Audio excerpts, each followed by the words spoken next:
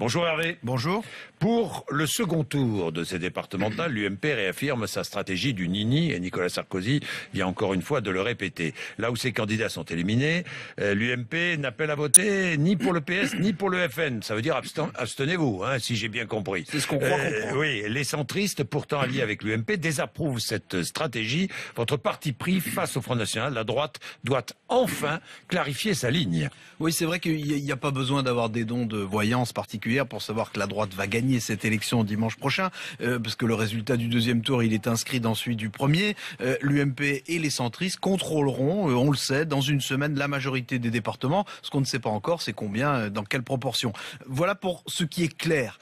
Maintenant, ce qui demande à être précisé, c'est la ligne politique de l'UMP vis-à-vis du Front National. Pas seulement la tactique électorale, pas seulement le comportement électoral des candidats entre les deux tours, mais la stratégie de fond, le projet politique, l'attitude de la droite envers ce parti dont Nicolas Sarkozy a dit dimanche qu'il n'a rien de commun avec l'UMP, mais dont on peut parfois avoir l'impression qu'il influence, qu'il imprègne l'esprit de la droite en France, et ce depuis des années.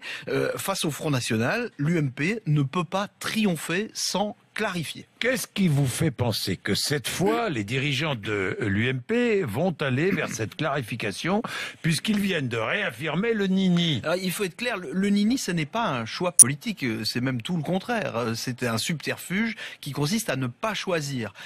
Mais il faut bien dire aussi c'est une double négation. Oui, bien sûr. Mais ce non-choix, en réalité, il n'est pas dicté à l'UMP par ses dirigeants. Il est dicté aux dirigeants de l'UMP par ses électeurs qui ne veulent plus, en tout cas en forte proportion, qui ne veulent plus voter pour les socialistes ou pour la gauche, même quand il s'agit de faire barrage au Front National.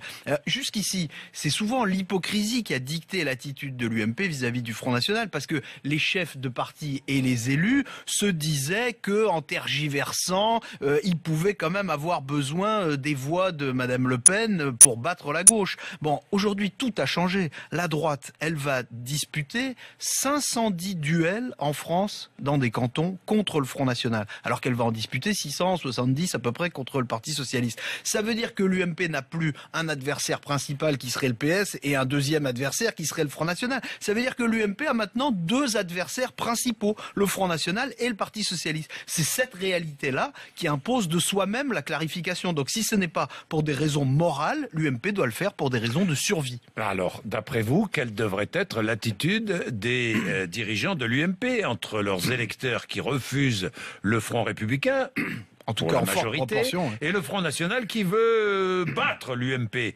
Quelle serait la solution? D'abord, il faut bien constater que l'argument moral ne joue pas.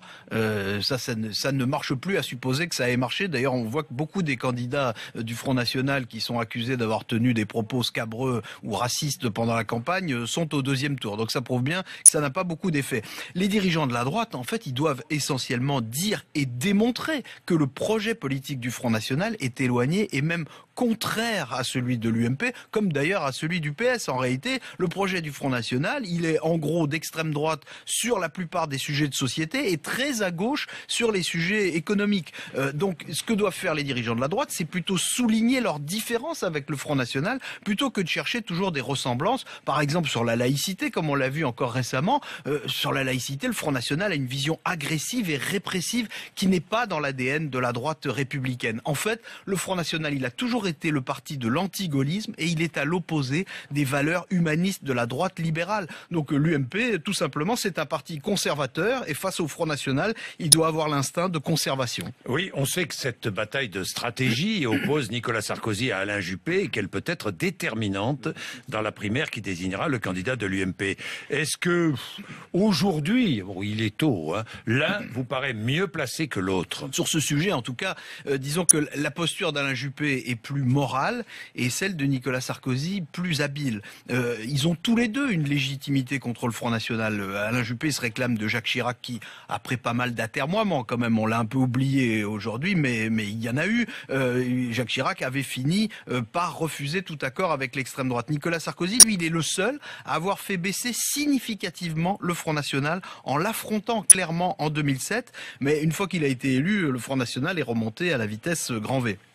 Alors sur le fond, Alain Juppé passe pour plus centriste qu'il n'est et Nicolas Sarkozy probablement pour un peu plus droitier qu'il n'est. Mais ils ne sont pas si éloignés que ça en réalité. Et comme ils ne sont naïfs ni l'un ni l'autre, ils savent en tout cas que le problème maintenant n'est plus de choisir ou non une droite dure, mais d'avoir une droite qui dure.